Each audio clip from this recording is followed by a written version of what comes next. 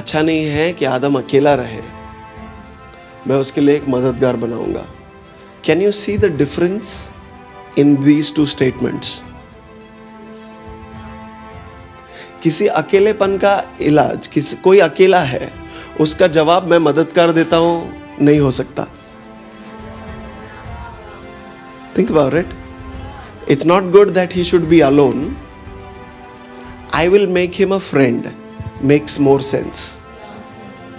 But God said, it is not good that man should be alone. I will make him a helper. We've read it so many times that we don't see the difference in these two statements. It's like, excuse me, God, this is, if you're saying the problem is he is alone, then a helper is not the solution. अगर आप कह रहे हैं कि आदम की समस्या यह है कि वो अकेला है और अकेला रहना उसके लिए अच्छा नहीं है, तो मददगार उसका जवाब नहीं है, साथीदार उसका जवाब हो सकता है. So because we are talking about identity, don't identify yourself with your work. Identify yourself with who you are and what the intention behind your creation was. आपकी पहचान आपके काम से नहीं है. आपकी पहचान इस बात में है कि आखिर आपको बनाया किस मकसद से गया. इसलिए मैंने आपको पूछा कि आपको पता है आप कौन है, तो आप बोले हेल्पर. आप हेल्पर हैं, वो आप करते हैं, आपका वो क्या कहते हैं ना, आपका क्वालिटी है, आप वो करने में माहिर हैं, यू नो.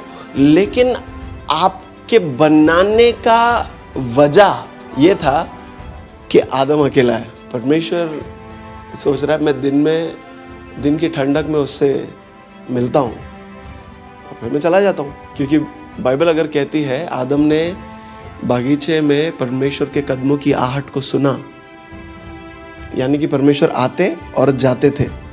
आदम अकेला क्यों है? अकेलापन नहीं है उसको, वो अकेला है, उसके जैसा वही है. बोले मैं जब चला जाता हूँ ना, तब उसके साथ कोई होना चाहिए. और अब ये जो समय है, ये जो juncture है, this juncture is important. Now is when he needs a companion. Now is when he needs somebody to walk with, somebody that is like him, because now I am expecting him to do work. I have given him instruction and I'm going to keep him accountable. You help us because helper.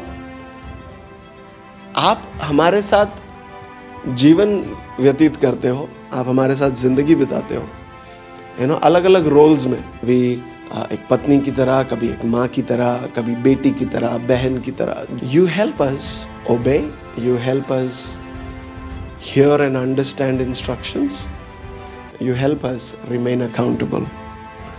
That is where we need your help. कि परमेश्वर ने उसको कुछ निर्देश दिए, कुछ काम दिए, और काम के साथ में जवाबदेही आती है, रिस्पॉन्सिबिलिटी आती है, अकाउंटेबिलिटी आती है. अब ये चीजें वो अकेले नहीं कर सकता था. So it's only together a man and a woman can do what God has asked him to do, the way God has asked them to do, and be accountable. Because now Adam cannot say I'm doing it all by myself. No, you help us achieve our goals, you help us take care of the garden, you help us to protect the garden.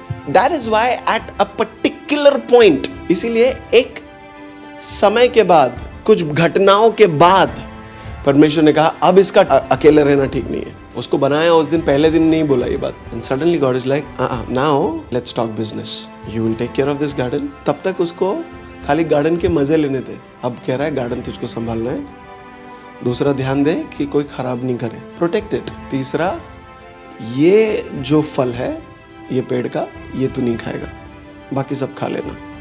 Limitation. And suddenly man had to learn to control himself. Man had to learn to be responsible. You know, एक ही दिन में अब वो, you know, garden का रखवाला भी है, garden को संभालना भी है. अचानक उसके ऊपर बहुत सारी बंदिशें, बहुत सारी, मतलब एक ही था, लेकिन अचानक उसको लग रहा है बहुत सारी बंदिशें, क्या करना है, you know. And that's where the role of the woman as a companion who would help, as a companion who would help. And when Adam saw Eve, जब आदम ने हव्वा को देखा, this is what he said in verse 23 of Genesis chapter 2, दूसरे अध्याय के ही 23वें वचन में आदम हव्वा को देखता है और कहता है, this at last is bone of my bones and flesh of my flesh. This at last, that means finally I have found someone that is just like me. Finally, that means he had been searching. अगर finally लिखा है कि आखिरकार चलो ये हुआ तो सही कि मुझको मुझसा कोई मिला है. So you are not different from us. You're just like us and you are a result. Can you imagine? God said it's not good for man to be alone.